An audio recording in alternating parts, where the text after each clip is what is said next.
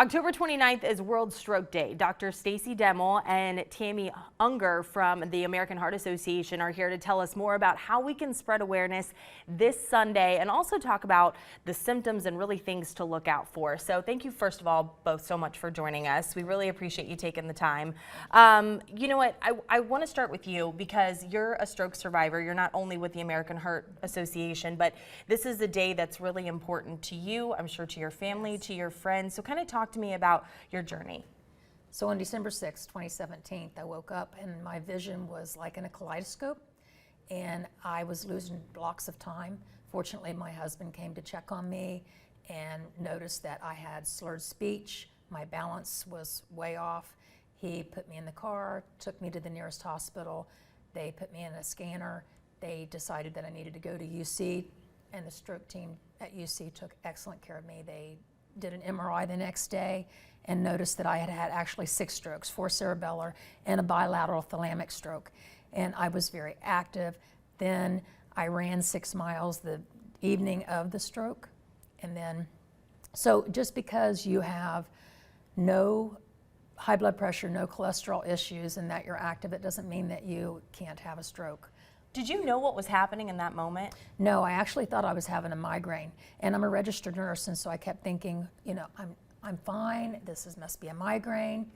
And then I was really quite shocked when Dr. Wu walked into my room and told me that I had had 6 strokes. Yeah, and you know, Dr. Demel, is this something that maybe is common when people are having these symptoms? Their mind maybe not go to stroke. They may be thinking migraine or whatever the case may be. So what are the things that people need to be looking for? Sure. Yeah, as Tammy mentioned, there's very common symptoms that we think about. We think about the fast mnemonic, face drooping, arm weakness or leg weakness, speech changes. All you think time to call 911, but as Tammy's pointing out, there's other symptoms as well. So really any sudden change in any neurological symptoms, so dizziness, vision changes, slurred speech, as we mentioned, any sudden change like that would be time to call 911. Okay, and I think this is important for everybody to know because even if, like in your situation, your husband was there, thank goodness, and he, you know, I'm sure was like, we have to go to the hospital. So these are symptoms that everybody kind of needs to know, no matter what the situation is. What do you want people really moving forward as we recognize World Stroke Day to consider and really to keep in mind? Sure. Yeah, as Tammy mentioned, there are common risk factors. Not everyone has them, but make sure you're seeing a primary care doctor, making sure if you have high blood pressure, it's being treated, high cholesterol, diabetes, those are common risk factors for stroke. But you can have strokes and not have those risk factors.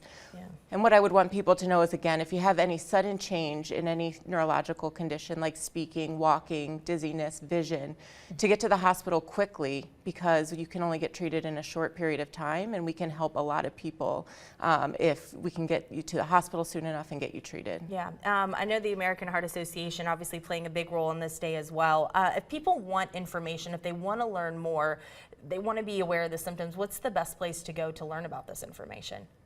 The American Heart Association on the web. Okay. Has all kinds of information. They have a Heart Mini in the spring, March 17th. And I was active before, like I said, I was running and things, and I was able to run 6 miles 1 week later, and I haven't stopped running. Yeah. I would encourage everyone to at least get 20 minutes of activity every day, even if it's just walking around your house. Yeah. You know, just be very conscientious. Yeah. How are you feeling today? Oh, I feel fantastic. Good. I ran a half 2 weeks ago. Oh my God, yeah. The Queen Bee? No, I ran Columbus. Okay, no, that's okay. It was not the Queen Bee. No, but that's incredible, and that just shows because you got to the hospital and you had some really good care at UC Health, and they were able to treat you and really help you and make you run halves again, right? Yeah, absolutely, yes. That's awesome. Well, thank you both so much for taking the time, coming in and chatting with us. Make sure you go to that website. We'll have this full segment on our website as well, fox19.com. But in the meantime, let's get over to Ethan.